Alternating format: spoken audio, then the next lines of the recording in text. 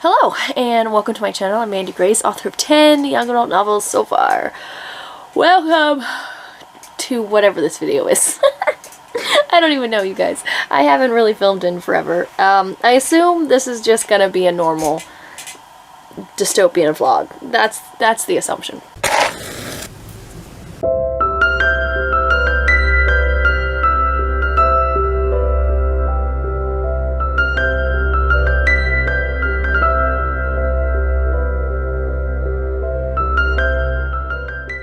It is October 16th.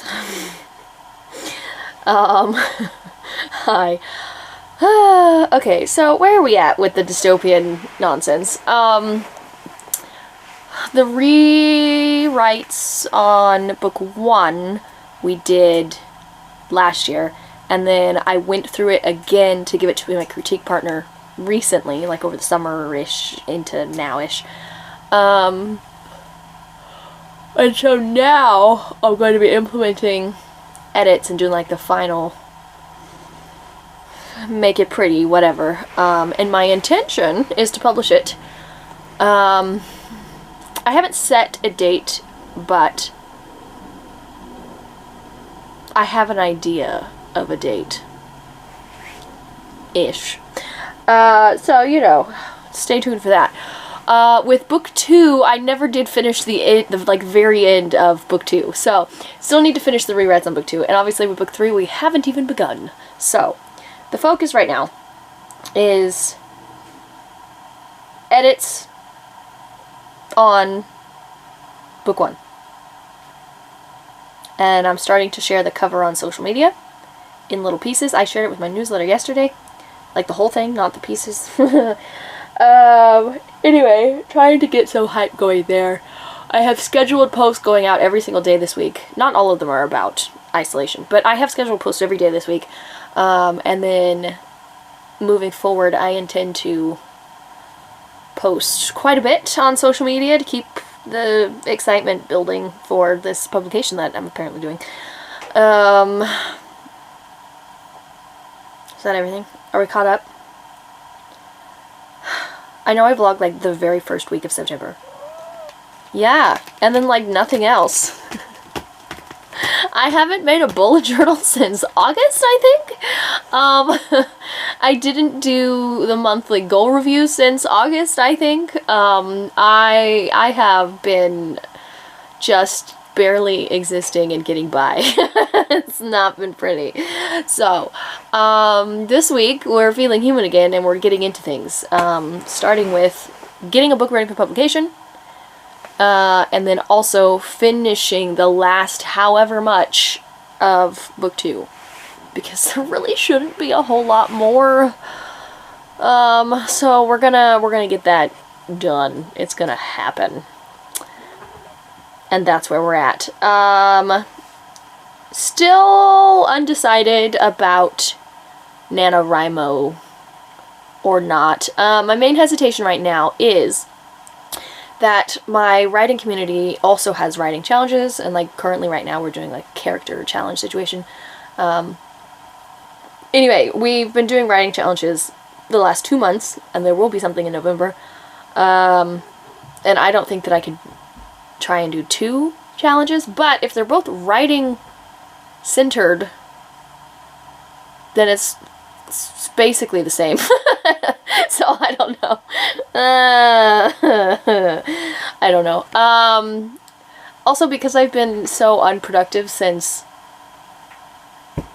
June, I don't even know when I was consistently productive, you guys. I had like 1 week in September that I was on top of things, and then like not after that.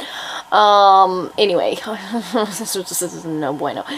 Anyway, the point is, because I haven't been consistent in who knows how long, I don't know that any kind of word count writing challenge would it be a particularly good idea, because I don't write anymore.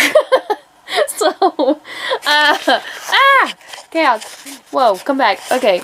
Anyway, so I'm still all somewhat on the fence in that regard. But I've put, I've moved isolation to Word document, so off of Google Drive, and then like into the format of the size of the pages that they will be. I still need to do like front and back matter or whatever, but I'm going to be doing my editing in the book, like now that it's like book sized essentially, because I find that helpful, and also it's just like it makes it feel real to me because now it looks like a book and I'm about to, you know, upload it. So I don't know how long or how many passes on edits. I'll probably run it through Pro Writing Aid. Yeah, I don't know what all I'll do editing wise. It's interesting because the book was already published years ago and I'm just doing it again, so like I don't know what all it needs, I guess. It's like I added to it and changed it, so I guess it's not really the same book, but like it is, so it feels weird to do this whole thing. Anyway, I'm rambling and I'm gonna stop. Cool. There's nothing that I'm like currently doing. Usually I open the camera because I'm about to do something. This time I opened the camera because I needed to catch you up on life and stuff and things. And then hopefully there will be updates moving forward of me, you know, being productive and doing things. Okay, I did pop the whole thing into Pro Writing Aid. This is going to be interesting. We'll see how it's still counting, you guys. Okay. Maybe I should have done this. Listen, I made the choice to put the whole document in instead of like going chapter by chapter. I don't know how long it's going to sit here counting, and these little things keep sliding back and forth. There was a brief period where the style score went up into green, but it came back down. So that's embarrassing. It'll be fine. Okay, I think it stopped. This is fine. This is this is fine. Oh gosh. This is fine. Pro Writing Aid knows more grammar than I do. Which, like, of course it does. It's Pro Writing Aid. But, listen, I know grammar in, like, an instinctual kind of way, in, like, I read a lot of books growing up, and so I just, like, know how language should be. Okay? I don't know terminology for grammar. I mean, I know some things. I know what a period is, I know what a comma is, you know, that kind of stuff. I do know what a preposition is, but the current suggestion I'm looking at on Pro Writing Aid says, always use a comma after a long introductory prepositional phrase. And I just don't know what it means. So it doesn't like that I start a sentence with the word like. Okay, but here's how it goes. There's 3 sentences in a row. They all belong together. It's why? Question mark. That's its own thing. And then, why do I feel such an urgency to know my name? Question mark. And then the next sentence, which is the one that it has a little blue line, and it says something about using commas, says, like the lives of everyone I know and love depend upon me knowing my name. And I'm confused. Because it says, it's just the like that is underlined. Just the like at the very beginning of that sentence. And I thought, when I saw the blue line, I thought it's going to say something like, as if, instead of like, you know, as if the lives of everyone I know and love depend upon me knowing my name. Which I was okay with, but then I highlighted it, and it says, not that. It says, always use a comma after a long introductory prepositional phrase. And I'm trying to decide what is the long introductory prepositional phrase? What is it? Which part of this is the long introductory prepositional phrase? Because I don't know. I don't know. And the fact that it only underlined like is also confusing, because that's not long or a preposition, so I don't know what this means. And it's really making me laugh. It's making me laugh so hard that I'm crying because I don't know what it's talking about. Oh gosh. I'm like this close to Googling. What does this mean? I don't think I'll change it. If I change anything, I'll probably make the like an as if, because I kind of like that. I like that my brain thought of that solution when I saw the underline. But that's not what bothered Pro Writing Aid, as far as I can tell. It wants me to use a comma. Always use a comma. But where? I'm not going to use it after like. It's not going to be like, comma, the lives of everyone I know. I have to Google this. I don't know what this means. Where does it want a comma? Why does it want a comma? Commas. You know, I always hear writers talking about commas being the bane of their existence. I don't know that I've ever felt it so deeply in my soul until this moment. Because it wants me to put a comma somewhere. It wants me to put a comma after the long introductory prepositional phrase. Which part of the sentence is a preposition? Or a prepositional phrase?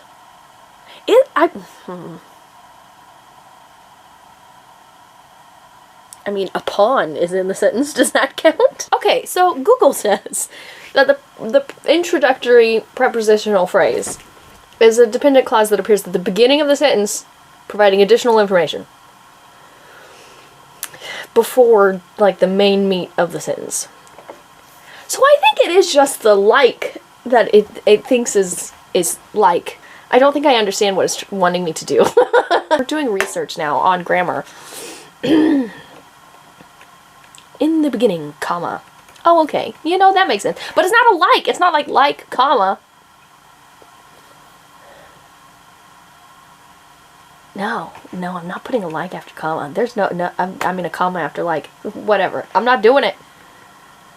That doesn't make sense. Okay, hold on. We're gonna watch this video.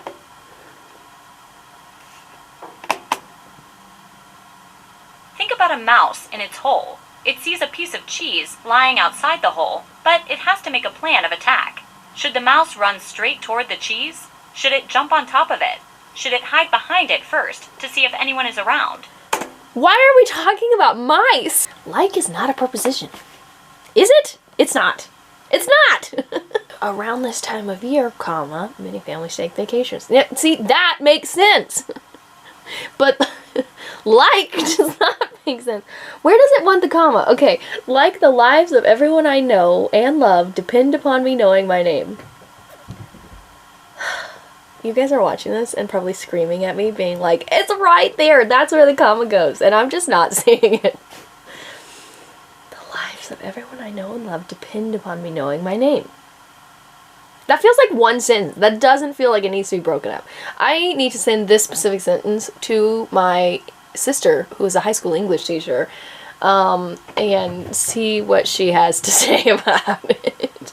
I'm understanding the, now that I know what the term is referring to, I am understanding the long introductory prepositional phrases. And like putting a comma after them. That makes sense. But I don't see one of those in this sentence.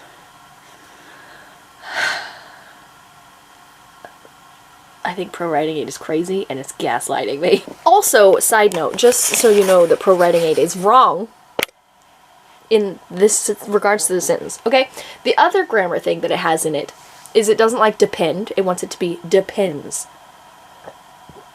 But I'm sorry, the lives don't depends. That's not how that works. The lives, plural, depend. You can't tell me otherwise. I did not know when I ran this report for grammar that I was going to be just yelling at Pro Writing Aid. And for the first, 10 minutes, I was just casually making changes and editing my document and happy with life. Until I got to this sentence. And this sentence has just been a roller coaster that you get to witness. Sorry. After the use a comma after long introductory prepositional phrases. And I couldn't figure it out clearly. So I clicked the little button that says suggestions, okay? It has 2 suggestions. I would just like to point out, neither of these suggestions have commas. The suggestions are, in fact, what I initially assumed that the suggestions would be, which was changing like to as if. So the suggestions are what I thought the suggestions would be. Why was it, it didn't, it said use a comma after introductory phrases. That's what it said. There's not a comma. Okay, so it said, it has two suggestions. One is, it's as if the lives of everyone I know and love, and then it says rely on instead of depend on, which is fun, knowing my name, okay? And then the other one says, it feels like the lives of everyone I know and love depend on me knowing my name. Which is what, like, this is what I thought it was going to suggest when I saw the blue underline. I'm still very confused about the use a comma, because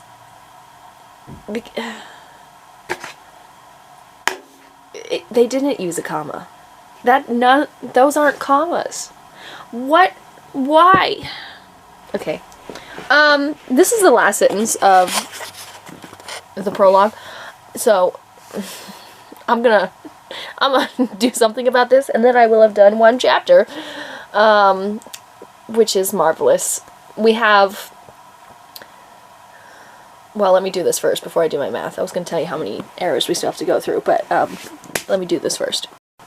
We have 1,007 in the next 8 chapters and 1 epilogue.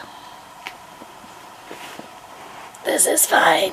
Also, our grammar and spelling is still at 55. It did not go up with all of those edits, but it was only 1 chapter of edits, so, you know, let's go see what the rest of the world is. Okay, we've been working for about another half hour. We've gone up to 56% on grammar and spelling. Embarrassing. Anyway, I'm starting to notice that Pro Writing Aid just really doesn't like the way that Cassie talks. This book is narrated by a girl who is only partially educated. She doesn't go to school anymore. And she is also, like, there's a little bit of, like, country sort of hickness to the slang way that she talks. Not a lot, but, like, there's just a flavor to it. And it wants her to sound better than she would sound. So, for example, the one that I just ignored was that she's talking about the fact that they have chickens, which provide them with eggs, and also a good dinner now and again. And it really doesn't like good dinner, because it thinks good is just a sad, sad word. And so it was offering beautiful suggestions. It's a pleasant dinner, or a splendid dinner, or like all these things. And I'm just like, Cassie would not say that. Cassie would never say that. It would not happen. Cindy might say that the chickens were a splendid dinner. Cassie would never use that word at all. So there have just been things like that it doesn't like. Let me see. I've already ignored them, so they're no longer highlighted. So I don't know if I could remember what some of the other ones were. But some of it has been like she's kind of sarcastic. And so at one point she's talking about the fact that they can't always afford toilet paper. But anyway, that she likes to she has to buy things because she works, because their mom doesn't work, and like all these things. Anyway, she's giving this little paragraph of why she has to earn money and not go to school. But at the end of it, she says, plus we need new clothes and shoes sometimes, and other such things. I personally don't enjoy using leaves instead of toilet paper. Which is just so very Cassie. But it doesn't like it. It doesn't want the personally. It's an excessive word. It doesn't need to be there. But I personally think that it does, because it's just like a little it extends the sentence unnecessarily. Which is why it's there. But it doesn't like that. Anyway, so I feel like it's just there are pieces of Cassie that keep coming up that I keep just ignoring, because I'm like, I don't know. I mean, the personally one, I guess, could go either way. She could say, I don't enjoy using leaves instead of toilet paper. But that just sounds like matter of fact. I don't enjoy using leaves instead of toilet paper. That just sounds like she's stating a fact. She was not stating a fact. She was being sassy. So I don't want it to sound like she's stating a fact. So I'm leaving the personally. Anyway, I wish I could remember some of the other ones that it didn't like, but I've already moved on. But the point is, a lot of the suggestions are like, at least for the style guide stuff, is like, we don't like the way Cassie talks. I don't know, I'm like, well, that sucks for you, because that's how Cassie talks. Alright, I have found another instance of Cassie speak that it doesn't really like. So, she's discussing the fact that they don't have a shower. They have a spigot in the backyard, and they built, like, walls around it to, like, make it into a shower. But they don't actually have a shower. They're very poor. Beyond poor. It's ridiculous. Anyway, so, she's talking about how a friend of theirs wanted to fix that for them. And so what it says is, he offered to renovate the bathroom and give us a real shower, but I couldn't pay him that much. And it doesn't like a real shower. It wants it to say a proper shower, because it thinks that I'm using really weak, pathetic words. And it literally says, can you use a stronger adjective than real? I'm like, I could. Except that Cassie would not say proper. I am using weak words, but I'm doing it intentionally, I promise, because it's Cassie. And she's not gonna have fancy speak, okay? She's not.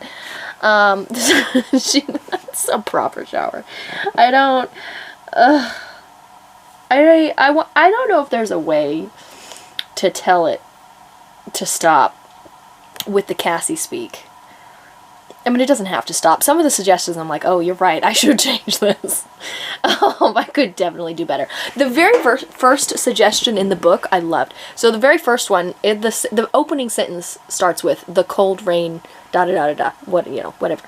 And so the very first suggestion was on cold, and it was like, please use something stronger. You could say icy, you could say, frozen, you could say, whatever. Like, it doesn't have to be cold. And I was like, you know what? That's brilliant. So I did change it to icy, which is why that's the only one that I actually remembered. There were multiple suggestions and I loved them all, but I used icy, and so that's the only one that I remember. And so when I was giving this story, I was like, icy, and then I was like, there were others, but I can't think of them. I don't know that frozen was one of them, but I was trying to, like, say something else than only the one that I used. But anyway, the point is, I do like that it is underlining different areas and being like, this could be stronger, because I agree that in many instances it could be stronger. And even in the Cassie speak, it could be stronger, but it's not stylistically proper for it to be stronger because it's Cassie. So I don't really want it to stop. I don't want to, like, say, ignore all of these in the style guide, which is an option when I pull it up. Because I don't really want it to ignore all of the areas that I could have stronger words. But I wish that it was smart enough that it could be like, oh, Cassie's talking. Just ignore anything about grammar. We don't need strong words. We don't need a good vocabulary, okay? We just need it to say exactly what it is. Because it's Cassie. Cassie. It's a small town. No fancy big stores of food. No classy clothing stores that I've... Hold on, there's a thing in front of it and I can't read it. That I've heard some of the other girls in town crying for. Period. Okay, let's focus on the beginning of this. It's a small town. No fancy big stores of food, okay? It wants me to change big to a stronger word. Specifically, enormous. No fancy, enormous stores. Cassie would not say that. I'm sorry, but she would not. It's gonna be big. It's gonna say big.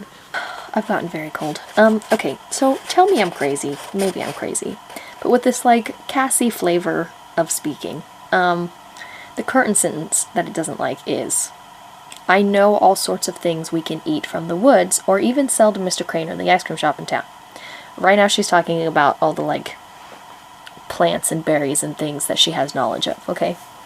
And it wants the all sorts of things to be many things. Now tell me that I'm crazy, because I could just be too much. But I feel like I know many things we can eat from the woods. just sounds too educated versus I know all sorts of things that we can eat from the woods. I don't think she would say many. I don't think she would. But I also might just be reading way too much into Cassie speak. You know, we could be overdoing it. You tell me. I know all sorts of things we can eat from the woods. I know many things we can eat from the woods. I don't like many. It just gives me the ick. Not in general, but just for Cassie. If Cindy was talking, she would say many, and not all sorts of. She would say many. I know many things. Like, I don't think Cassie would, though. I don't think she would. Example number 2 of me really overthinking the Cassie speak. The current sentence as it stands. I don't remember much of it, but the idea of learning such things is almost enough to entice me to give in to Cindy's pleas about going back to school. Notice there is a word in there, entice, which is very, like, vocabulary. Okay. Also, please, for that matter. There's a couple of words in there that are like, okay, this girl does know vocabulary. Or I need to change those. But anyway, what I'm focusing on is the I don't remember much of it. Because a pro writing aid suggests that I say, I remember little of it. But that just sounds too educated. I remember little of it. That, I don't like that. I don't like that at all. That's too formal. That is too proper. I don't like it. I don't know about the word entice either, but, it's yeah.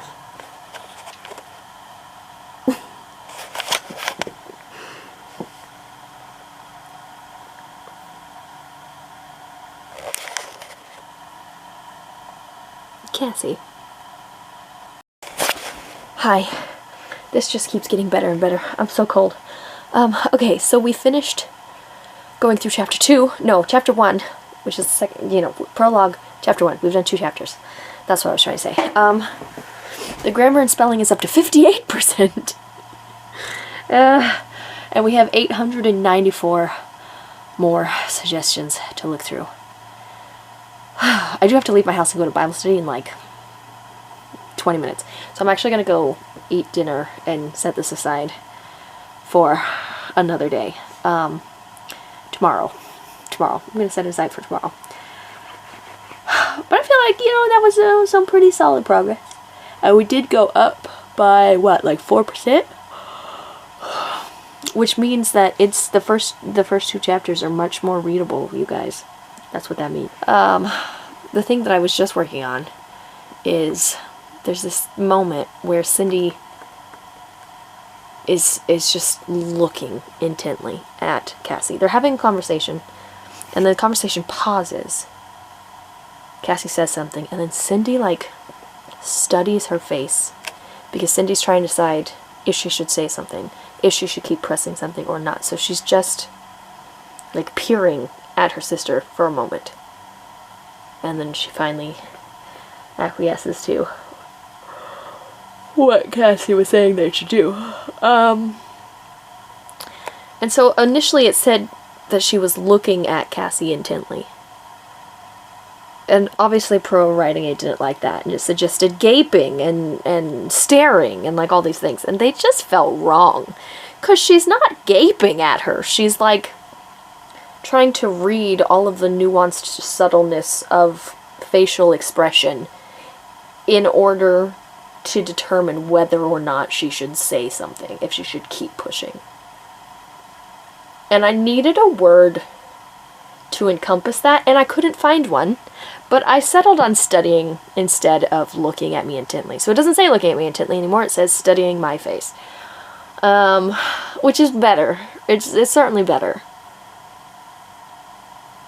But after pro writing aid was like gaping, peering, what did it say? Staring. Then I was like, ooh, I should see if I can find like an actual word that encompasses what I'm trying to get to. And I couldn't find one. But studying that's what she's doing. That's factually what she is doing. She is studying her face to determine whether or not she wants to keep pushing. So yeah, I'm gonna stick with it. Anyway, Gosh, I've given you so many updates today about random things that I'm changing, and I don't know that I'm going to keep all of these in the video, but I probably will. So I'm sorry that you had to witness all of that. Side note, I had it flagging just like general writing, and I just realized that I could actually put it on young adult. I mean, I knew that previously. I've done this with other books, but I've forgotten, and like just now I realized that I could do that. So I've done that, which means it's running it again. So I'm curious if that would change the numbers at all. Or not. Right now it just started, so they're all green, but they're gonna not be green very soon. They're just slowly falling, and it's painful. Okay, grammar's still at 58. I don't remember what the style score was up to. It's green now, so I think that's better than it was.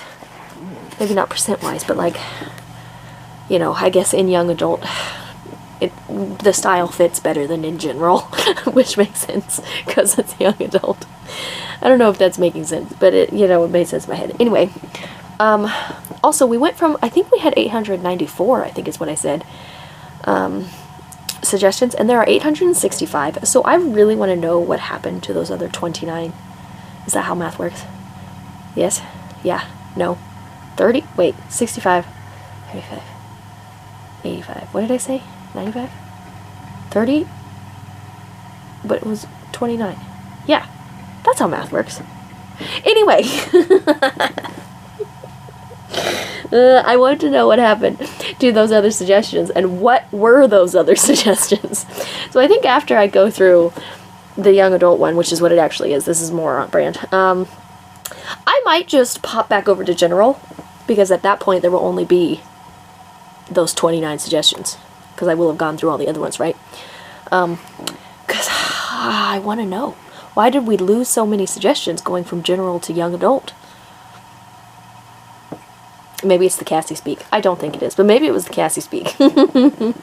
Editing Mandy here. I thought that this video was going to extend to more days, but because that first day on Pro Writing Aid, I just kept updating a lot. The video is up to 30 minutes right now.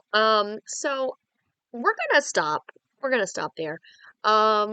We're still going through Pro Writing Aid. I've done a couple more days on it, working through, trying to whittle down all those, 800 some odd suggestions. And I guess in the next video, you'll see my actual updates and things, because I have been filming today, but it's definitely not going to fit on the end of this video. So that'll be the next one, and you can look forward to that. Thanks for hanging out while I rambled at Pro Writing Aid for 30 minutes.